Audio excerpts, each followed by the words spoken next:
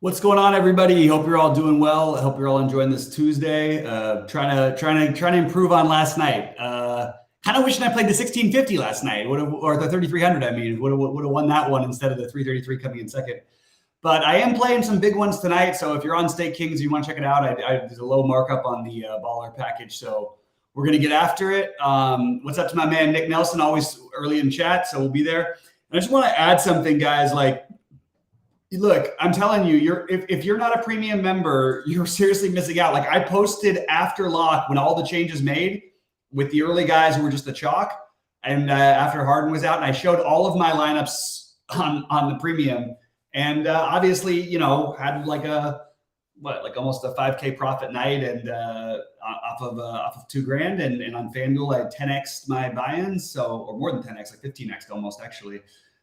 So I do suggest you take a look at those things if you are a premium member. And it's just another reason to why to be a premium member, because I'm going to be doing all of my after NBA stuff in the premium pretty much. It's sort of only fair to our subscribers. We do a lot of content for free.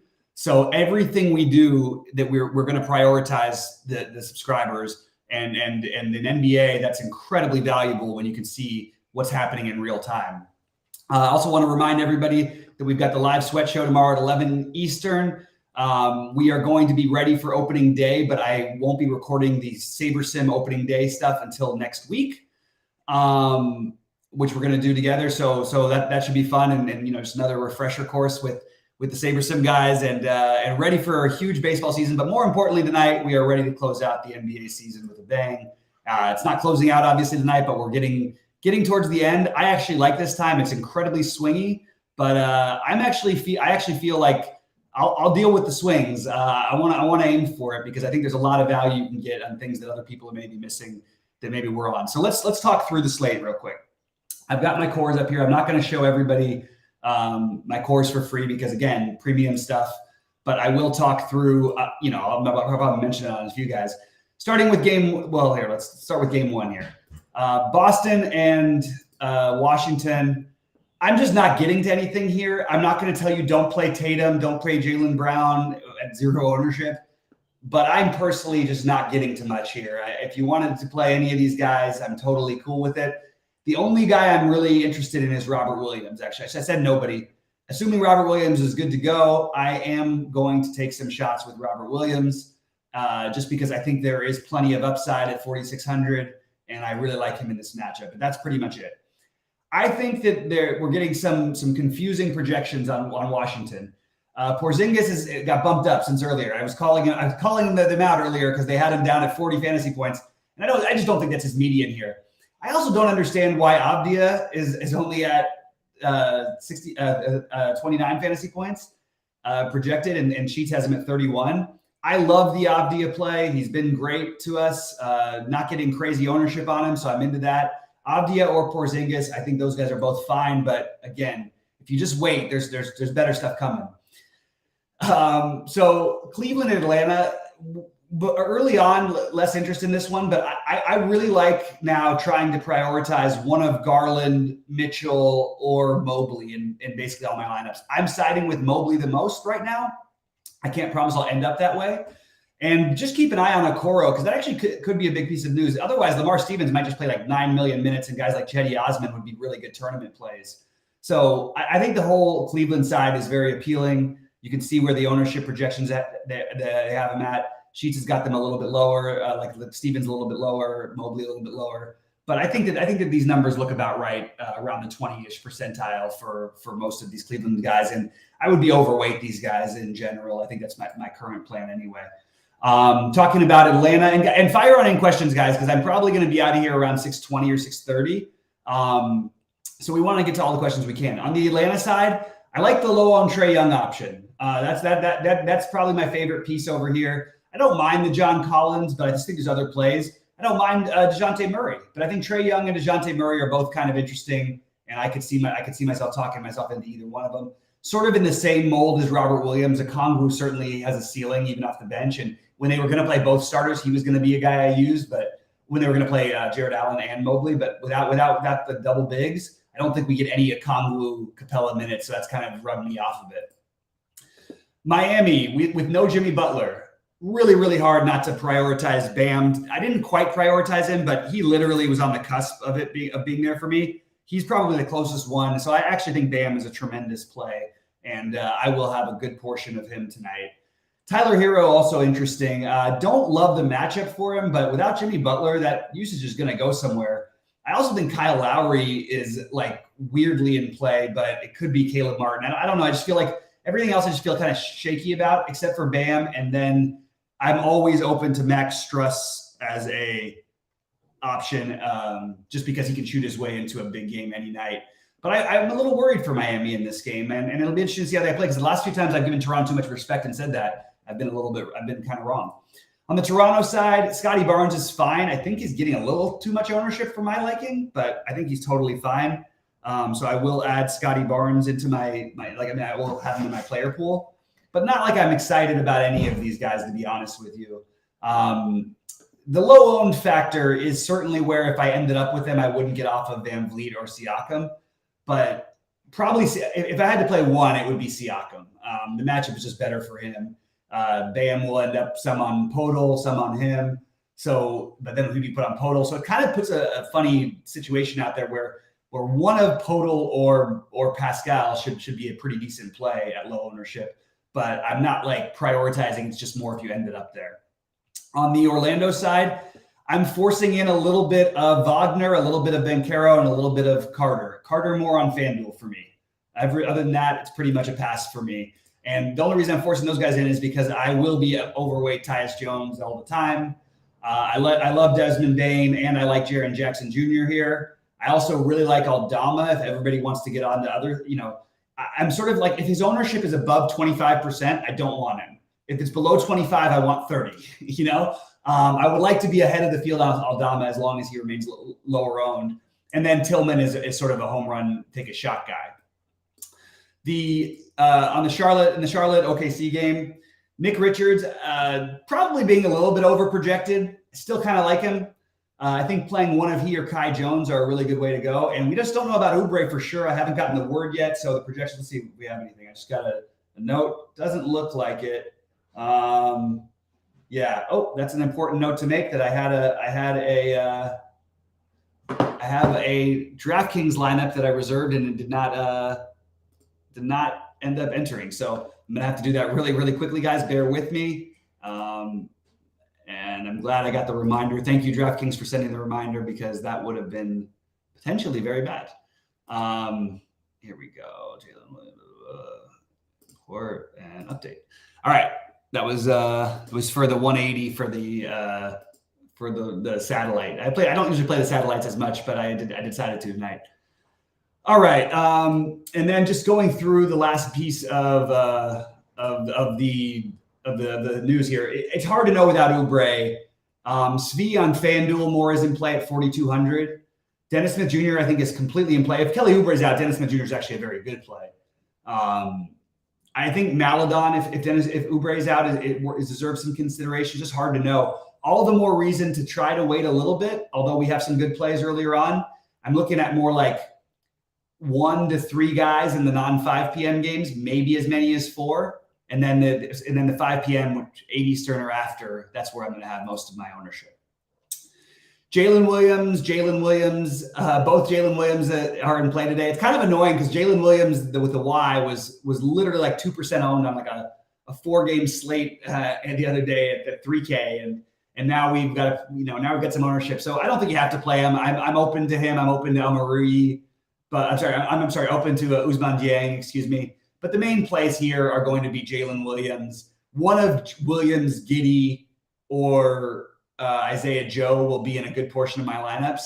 And I think that I'm siding a little more on DraftKings with Isaiah Joe and Williams, a little more with Giddey and Williams on FanDuel, not really getting to Joe on FanDuel much.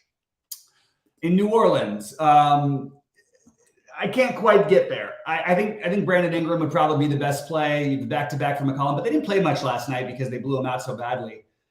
A lot of possibilities here. It's a great game environment, so I think taking a shot on one of Ingram or McCollum, I'm not going to say that's wrong.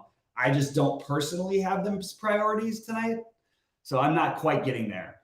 On the other side, I like Kevin Looney a little bit tonight. So I am going to have some exposure to Kevin Looney. I'm going to have some exposure to Draymond Green. This is a really important game for Golden State. I think they put their best foot forward. I'll have some exposure to Klay Thompson, and I'll have some exposure to both Poole and Curry. I just think it's a good game environment. I like their guys a little better than New Orleans. Maybe I'll run one Ingram with Curry or one Ingram with Klay or something like that. All right, looks like the questions are already. I'm already answering some of the questions that are coming up, so it's good. I just said I like Mitchell and Garland fine, and I think LeVert is an interesting tournament play. Although I like him a lot less than I did earlier, but I definitely think LeVert is in play. So all of those guys are in play. I'm more on the Garland the Garland Mitchell Mobley side, but I definitely think LeVert is another one I want to get some exposure to as well. A lot of plays on this slate, even though it's only a 6-gamer. So what's going on? What's going on, my man Emmanuel? What do I think of playing Jaren Jackson Jr. and Tyus Jones? Yeah, there's no negative correlation between Jaren Jackson Jr. and Tyus Jones. The only thing I would say is when Jaren Jackson Jr. gets ownership, it's really important to notice that it almost doesn't really matter what the situation is for him. So the fact that he's below 20%, I will be over that. But if he was getting too much ownership, like he's an extremely volatile guy. He's been really great lately. But he's not always going to be consistent. He also gets into foul trouble all the time. So I usually go for the fade at high ownership. Tonight's a night where I'm probably going to be over the field on him anyway. To answer that question, let's see what else we got in here. Jalen Williams' interest. Answered that one. Obviously, very much like who do I side with between Brown and Batum? Neither. If I had to pick one, it'd be, I guess, Brown and Tatum. I guess it'd be Tatum. I'm not playing either of them, so not very relevant for me. Joval or Klay at the end of the night. I wouldn't leave $1,300 on the table, but I wouldn't be playing Joval. My answer is Klay if one of them, but I don't know how that's a factor. You don't need to have guys in the last game. It's a complete myth, by the way. Although this is a particularly interesting one because it's such a high total, but I don't think where is the Joval Klay decision ever come up from? I really would love to know this. I have never gone through lineups and decided guys at totally different positions at $1,300 price difference. What is the reason why Joval is being compared with Klay? Those are not comparable plays, so I can't answer that question even. PJ Washington, I think there's definitely reason to have some interest in him. I am iffy on this one. I think he's being a little bit, his projection seems about right.